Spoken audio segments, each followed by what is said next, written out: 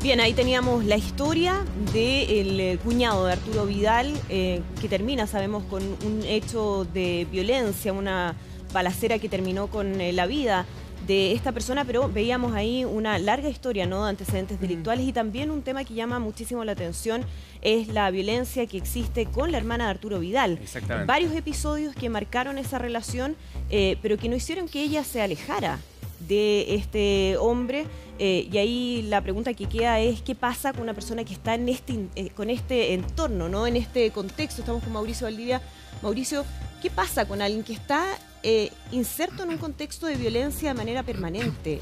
¿Qué tan difícil resulta salir de ahí? La verdad que técnicamente hablamos de normalización de la violencia. La violencia pasa a ser parte de lo que la persona aprendió desde pequeñito. Se configuran las actitudes antisociales. Es decir, la forma de pensar, sentir y actuar es esencialmente vinculada a no cumplir con las normas. Hay otro aspecto que hay que destacar cuando la gente pregunta pero si su hermano le daba todo, tenía mucho dinero, ¿por qué seguía en el contexto entonces de esta historia antisocial que se remonta a sus vínculos primarios, es decir, desde pequeñito? La verdad que la respuesta es fácil y simplificándolo lo más posible hablamos de técnicas de neutralización. Es decir, se neutraliza el valor de la norma social. Dicho de manera súper simple, es cuando la gente normaliza el hecho de no pagar el Transantiago, porque el Transantiago es malo, porque el Transantiago no lo paga nadie, entonces ¿por qué yo voy a tener que hacer eso? Eso significa entonces normalizar la violación de la norma, normalizar el hecho de que es mi lógica y eso me lleva entonces a construir actitudes antisociales.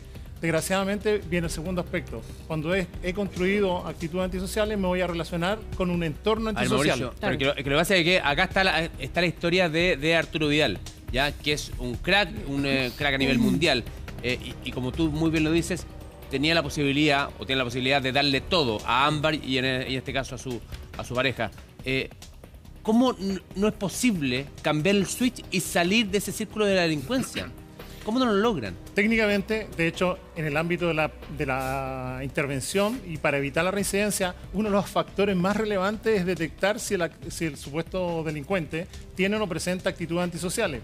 Y el segundo aspecto es tratar de sacarlo de su red de relaciones antisociales. En la medida que la red de relaciones antisociales se mantenga, las actitudes antisociales van a seguir predominando. Es decir, dime quién eres y te diré entonces con quién te juntas y viceversa. Por lo tanto, es difícil poder cortar y cambiar el switch si se mantiene la misma red de relaciones. Es decir, ellos sí, claro, se cambiaron de barrio, se cambiaron de casa, tenían acceso a cosas que no tenían previamente, pero mantuvieron la misma red de relaciones de amistades. Claro, es que aquí pasa una cosa bien rara, porque uno siempre dice, no, la gente que delinque es por falta de oportunidades.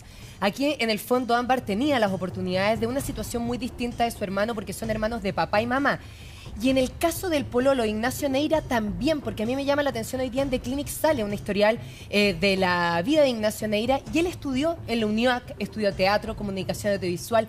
Entrevistan a sus compañeros y dicen que era un cabro piola, buen compañero, y que empezó a delinquir al parecer después de haber estudiado. Entonces es un caso bien distinto a lo que nosotros estamos acostumbrados a señalar. Mari, yo diría que las actitudes antisociales siempre están desde el fondo, están bastante inscritas en lo que es el desarrollo, la historia del desarrollo. Uno no aprende que las normas hay que violarlas porque cuando me convenga a mí, sino que eso es parte de lo que he incorporado en la familia, con mis amigos, y la verdad que cuando hablamos de deficiencia, no necesariamente hablamos de deficiencia económica. La deficiencia económica no es el elemento central. La deficiencia económica es secundaria frente a otras deficiencias. Tolerancia a la frustración.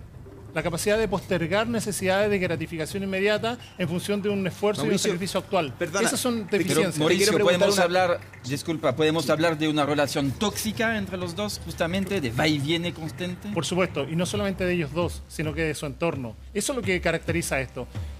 Hay puntos que van a cambiar. Cuando hablamos de carrera criminal, hablamos de que hay muchachos que se inician en el mundo delictual, que sería lo esperable, que no es este caso, a temprana edad, a los 9, a los 10 años ya están cometiendo delitos. Pero llega un momento en su vida, a los 18, a los 20 años, que encuentran una pareja, y si la pareja es prosocial, es decir, es una persona que lo va a llevar por el buen camino, deja de cometer delitos de manera automática. No se necesita el peso de la ley ni de la ley penal, sino que deja de cometer delito porque encontró una persona que le cambió el rumbo. Mauricio, al revés. Quiero aterrizar esto a una situación que alguna vez comenté que me pasó. Hace muchos años en la calle yo vi a un tipo golpeando a una mujer, andamos con amigos, nos bajamos a defender a esta mujer y curiosamente ella nos increpó a nosotros y ambos quisieron atacarnos. ¿No será el caso de la hermana de Vidal, que el círculo quiso defenderla, incluido su hermano, y no pudieron porque hay esta retractación? Bueno, eso ya lo hemos visto. Eso es propio además de la violencia intrafamiliar. En la violencia intrafamiliar se dan relaciones de afecto mezcladas con relaciones de agresión. Es decir, la agresión, el amor y el odio aparecen como un elemento potente y extremo. Y eso hace que la gente no funcione de manera lógica ni racional. Por lo tanto, es mi marido y me pega él. O sea, no te metas tú. Eso fue lo que te dijeron. Y ahí, ¿qué es lo que tenemos que hacer? Los papás tenemos que tratar de alejar inmediatamente a nuestros hijos, porque en el caso de Ignacio Neira era una persona que tenía antecedentes de ser violento con su pareja anterior. Él había durado 8 años con su pareja anterior y antes de terminar dejó embarazada a Ámbar y después fue violento con Ámbar. La violencia se va a relacionar con varios aspectos. Si no podemos hablar de que hay una sola causa en relación a la violencia. La violencia tiene un factor individual, impulsividad, más bien características propias de la personalidad, pero necesita un contexto.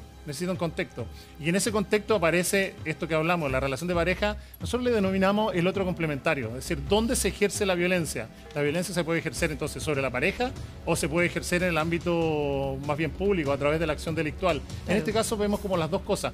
Normalmente las trayectorias criminales asociadas a violencia antisocial, es decir, violencia delictual, están vinculadas a hechos de violencia a nivel de lo que son su propia familia. Es decir, no es raro que al interior de la familia haya violencia cuando estamos frente a alguien que mantiene una carrera criminal. Es decir, esta es una persona que tiene antecedentes delictuales, es decir, no es un hecho delictual.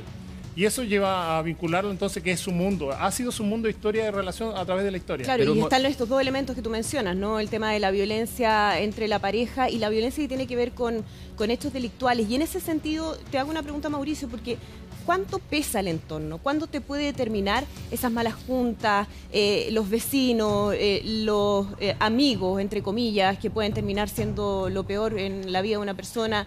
¿Cuánto pesa eso? Y lo pienso en la preocupación que puede tener una mamá, ¿no? Que dice, pucha, mi hijo yo sé que tiene malas juntas. ¿Cuánto puede influirlo eso en su vida? La verdad que cuando queremos cambiar todas las estrategias de intervención, de rehabilitación y de promoción de dejar las conductas antisociales pasan justamente por ese tema. Lo que hay que cambiar es el switch. Tienen que aprender entonces a darse cuenta que lo que está haciendo es un delito, que ese delito tiene consecuencias. Es decir, aquí es replicar algo que faltó a nivel paterno y materno. Es decir, en la familia faltó el aprender que para jugar al fútbol hay que tener la cancha rayada. Y cuando la pelota se sale hay consecuencias, se para el partido. Esos elementos tan simples son los que no están insertos en la lógica desde lo que es su historia de desarrollo. Por lo tanto, ¿qué hay que fortalecer? O sea, si tú vas a seguir este camino, tienes que tener estas consecuencias y tienes que tener claro que estas consecuencias no se van a producir. Y desgraciadamente, ahí aparece el peso potente del factor de riesgo principal, que son los amigos. Es decir, amigos delincuentes, la probabilidad de que reincida en la comisión de delito es altísima. Por lo tanto, ese es uno de los elementos que hay que controlar. Es decir, si queremos hacer algo, no podemos dejar que se siga juntando con la misma gente. Mauricio,